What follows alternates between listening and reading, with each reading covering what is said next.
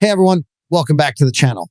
Now, I know it's been a tough few days for the Kansas City Chiefs after their heartbreaking loss to the Philadelphia Eagles in Super Bowl X. I'm sure they're still processing the defeat, but despite the disappointment, this could actually turn into a pretty exciting offseason for the team. There's a lot going on behind the scenes, and changes are already starting to unfold. The Chiefs are heading into the offseason with a lot of questions hanging over them. After such a hard-fought season, the team is definitely looking to bounce back and get right back to the top. A lot is riding on how they handle the next few months, especially with a number of key free agents and some potential roster shakeups. There's already a lot of buzz surrounding the moves they're making, and Tuesday afternoon brought some news that kicked things off. But before we get into the details, hit the subscribe button like this video and leave your thoughts in the comments. Thank you for your support. On Tuesday, the Chiefs made an official announcement that they'd signed 11 players to reserve future contracts following their Super Bowl loss. Among the group are some familiar faces like quarterback Chris Oladoka and wide receivers Jason Brownlee, Jesse Ross, and Tyquan Thornton. They also brought in tight end Baylor Cupp, tackle Chukwuebuka Godric, defensive lineman Siaki Ike and Fabian Levichar, cornerbacks Darius Rush and Eric Scott Jr., and safety Deion Bush. These are all players who will be looking to make an impact moving forward, whether it's by competing for spots on the roster or providing depth to the team. However, not everyone from the Chiefs practice squad made the cut. 7 players who were with the team last season didn't get signed to futures contracts on Tuesday. Those players are linebackers Swayze Bozeman and Cole Christensen, tight end Anthony Fursker, running back Deontay Ingram, cornerbacks Nick Jones and Steven Nelson, and wide receiver Montreal Washington. As a result, these guys are now free agents, and they're eligible to sign future reserve contracts with any team they want. That means that some of them could find a new home before free agency even begins, and it'll be interesting to see where they land.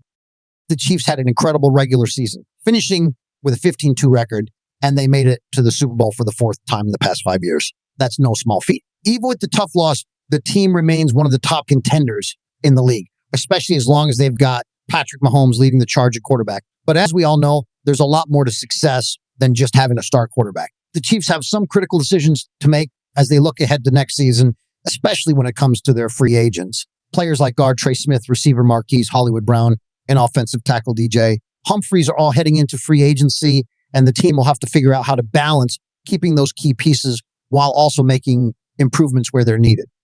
And as if that Super Bowl loss wasn't enough of a blow, the Chiefs were hit with more bad news shortly after. The team learned they would be losing one of their key coaching staff members to a division rival. According to reports from Matt Zenitz, the Baltimore Ravens are expected to hire Donald DeLisio, the Chiefs safeties coach, who has been with the team for the past 4 years. So DeLisio had played an instrumental role in the Chiefs' defensive backfield and was widely respected within the organization. Since joining the Chiefs in 2022, DeLisio had been working as the safeties coach, but his time in Kansas City goes back even further. He spent the 2021 season as a defensive assistant, contributing to the Chiefs' overall defensive strategy. Before making the jump to the NFL, DeLisio had a solid coaching career at the collegiate level, spending the 2020 season with the LSU Tigers as a defensive analyst. He also had several years on the defensive staff at Youngstown State, where he honed his skills and built a reputation as a sharp, knowledgeable coach. I think DeLisio is a significant blow for the Chiefs, especially considering he's heading to a team like the Baltimore Ravens. The Ravens had a solid season of their own, finishing with a 13-6 record. They kicked off the playoffs with a wild card victory over the Pittsburgh Steelers, but were eliminated in the divisional round by the Buffalo Bills. Now, as DeLisio makes his way to Baltimore, the Chiefs are left scrambling to find a suitable replacement for him. It's going to be tough to fill the shoes of a coach who had become such an integral part of the Chiefs' defensive coaching staff, and it's always hard when a division rival picks up one of your key contributors. But as with everything in the NFL, the game moves fast, and Kansas City will have to regroup quickly as they look ahead to the future. Despite the tough loss, there was one thing that stood out to me, and that was Harrison Butker's message on social media after the game. Now, Butker didn't see any action during the Super Bowl, but he still made his presence felt in a powerful way. He shared a verse from Galatians 6:3, which says, "For if a man think himself to be something, when he is nothing, he deceiveth himself." Along with the verse, Butker wrote, "Grateful for this season and all of the memories. Thankful for the wins and the losses, the successes and failures. God is good. We are nothing without him." To me, this really hit home. It's easy to get caught up in the wins, the rings, and all the glory that comes with being a champion. But Butker's message shows how important it is to stay humble, grounded, and thankful no matter what happens. Butker's faith and perspective really shine through in moments like this. Even after a big loss, he's able to look at the bigger picture and recognize the blessings that come with being part of such a special team, even if the final outcome wasn't what they hoped for. That's the kind of mentality that keeps athletes going through the highs and lows of a season, and it's something we can all learn from. Looking back at Butker's career with the Chiefs, it's clear he's been a major part of their success over the last decade. He's been with the team since 2017 and helped them secure 3 Super Bowl titles, one in 2020, another in 2022, and of course, the most recent one in 2023. So even though he didn't play in this particular Super Bowl, Butker has been a key piece in helping the Chiefs become a dynasty. This season, he finished with an impressive 84.0 field goal percentage and a 93.5 extra point percentage. Those numbers speak for themselves and show just how reliable he's been for the Chiefs throughout his time with the team.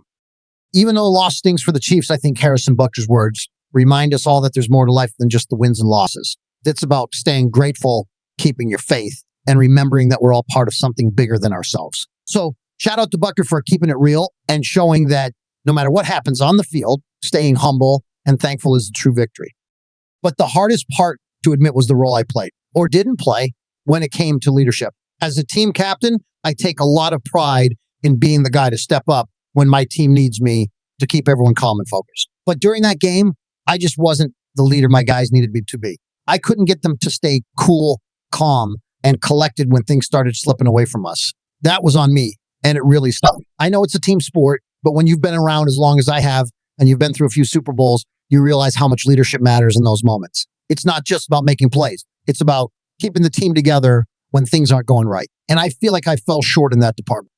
I've been with the Chiefs for over a decade now, and I've seen my fair share of ups and downs. I've had the privilege of playing in multiple Super Bowls, but this one, it hurt more than I expected. The emotional toll was real. As someone who's been in the building for 12 years, who's seen it all, the highs and the lows, I really felt this loss in a way I wasn't prepared for.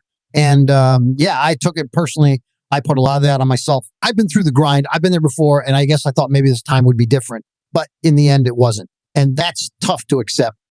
To add another layer to it all, there are already rumors swirling that the Chiefs have made a move to bring in a new tight end to fill my spot. Apparently, they signed Anthony Ferkser for that role. I heard about it just hours after recording the podcast, where I also opened up about the possibility of retiring from the game. It's a lot to take in all at once. I've been a part of this team for so long, and now hearing that there might be changes, especially with everything I've been reflecting on, has been tough. I don't know what's next, but it's a lot to process. Whether I decide to stick around or not, I'm just trying to take it day by day. But for now, it's all about reflecting, learning, and figuring out where I go from here.